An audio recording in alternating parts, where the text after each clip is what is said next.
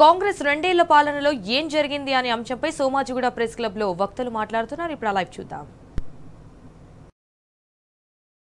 పోయిన తల్లిగా తెలంగాణని ఒక ఎండిని బోసిపోయిన తల్లిగా చూపిస్తే కూడా ఇది నా తల్లి కనిపిస్తుంది ఇట్లా అన్నటువంటి బుద్ధిజీవులు కూడా బుద్ధి మాంద్యంతో మాట్లాడేటటువంటి వాళ్ళు కూడా ఇవాళ మన మధ్యన ఉన్నారు.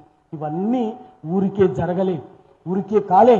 ఇదంతా కూడా అంటే తెలంగాణని భవిష్యత్తులో ఏదో ఒక రోజు తెలంగాణ నామరూపాలు లేకుండా జరిగే ఒక భయంకరమైన కుట్ర, లోతైన కుట్ర ఇవాళ తెలంగాణ మీద ప్రయోగం మొదలైంది.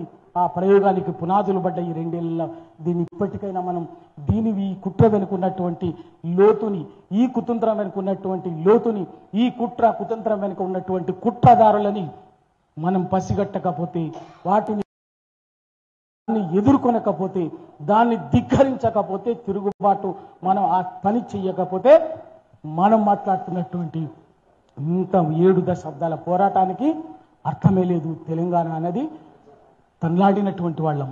నేను నిజంగా ఈరోజు చాలా ఆవేదనతోటి, బాధతోటి, నాకు ఎందుకంటే 2 ఏళ్ళు సరే మిగతా ఎప్పుడైనా మాట్లాడుకోవచ్చు.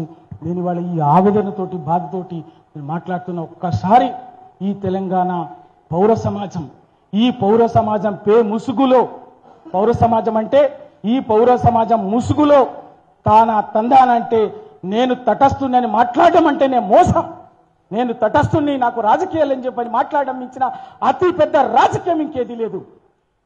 ఎవడి పక్షాన్ని నిలబడాలి? తటస్థుడు అంటే ఏంటిది? అంటే దొంగ బాధితుడి పక్షాన, బాధితుడిని హింసించే పక్షాన మధ్యలో ఉండి నేను మాట్లాడుతుంటే తటస్థుడు తటస్థుడు అంటే ఏంటిది? బుద్ధిజీవి అంటే తటస్థంగా ఉండటమా?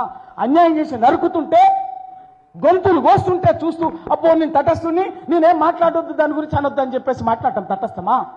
బరాబర్ బాధితుడి పక్షాన నిలబడ్డమే బుద్ధిజీవుడి లక్షణము. బాధితి ప్రాంతాల పక్షాన నిలబడ్డమే బుద్ధిజీవుడి లక్షణము.